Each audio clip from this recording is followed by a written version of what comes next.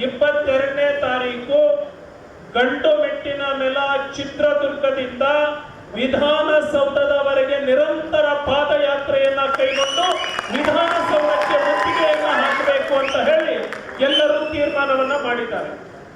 ಹಾಗಾಗಿ 22ನೇ ತಾರೀಕು ಇಲ್ಲಿ ಪಾದಯಾತ್ರೆ ಪ್ರಾರಂಭ ಆದ ಮರುದಿನನೇ ಸರ್ಕಾರ ಈ ಹೋರಾಟಗಾರರ ಹತ್ತಿರಕ್ಕೆ ಬರಬೇಕು, ಸರ್ಕಾರ ನಮ್ಮ ಬೇಡಿಕೆಗೆ ಸ್ಪಂದಿಸಬೇಕು ಅನ್ನುವ ರೀತಿ ಹೋರಾಟ ಆಗಬೇಕು ಅಂದ್ರೆ ಕನಿಷ್ಠ 1 ಲಕ್ಷ ಜನ ಪಾದಯಾತ್ರೆಯಲ್ಲಿ ಭಾಗವಹಿಸಿದ್ರೆ ಮಾತ್ರ ಇದು ಯಶಸ್ವಿ ಆಗಲಿಕ್ಕೆ ಸಾಧ್ಯ ಇದೆ.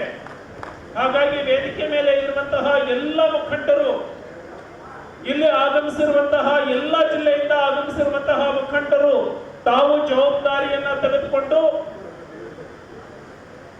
ಚಿತ್ರದುರ್ಗ ಒಂದೇ ಜಿಲ್ಲೆಯಿಂದ ಕನಿಷ್ಠ 25,000 ಜನ ಇಲ್ಲಿಂದಾನೇ ಬರಬೇಕು. ಸುತ್ತಮುತ್ತಲ ಜಿಲ್ಲೆಯಿಂದ ಬಳ್ಳಾರಿ, ಈ ಕಡೆ ತುಮಕೂರು, ಈ ಭಾಗದ ದಾವಣಗೆರೆ, ಈ ಭಾಗದಿಂದನೇ ಹೆಚ್ಚಿನ ಸಂಖ್ಯೆಯಿಂದ ಬರಬೇಕು. ಕರ್ನಾಟಕ ರಾಜ್ಯದ 31 ಜಿಲ್ಲೆಯಿಂದ ತಾಯಂದರ ಜೊತೆಗೆ ನಾವೆಲ್ಲರೂ ಸೇರಿ ಮನೆಯಲ್ಲಿ ಹೇಳೇ ಬರಬೇಕು, ನಾವು ಹೋಗ್ತಾ ಇದ್ದಾವೆ, ಒಂದು ಈ ಸರ್ಕಾರವನ್ನ ಬಗ್ಗಿಸಿ ನಮ್ಮ ಮೀಸಲಾತಿ ಹೆಚ್ಚಿನ ಪ್ರಮಾಣವನ್ನ ಪಡ್ಕೊಂಡೇ ವಾಪಸ್ ಬರ್ತವೆ ಅಂತ ಹೇಳಿ ಮನೆಯಲ್ಲಿ ಹೇಳಿ ಹೋರಾಟಕ್ಕೆ ಬರಬೇಕು ಅಂತ ಹೇಳಿ ನಿಮ್ಮೆಲ್ಲರಿಗೂ ಕೂಡ ಕರೆಯನ್ನ ಕೊಡ್ತಾ ಇದ್ದಾವೆ.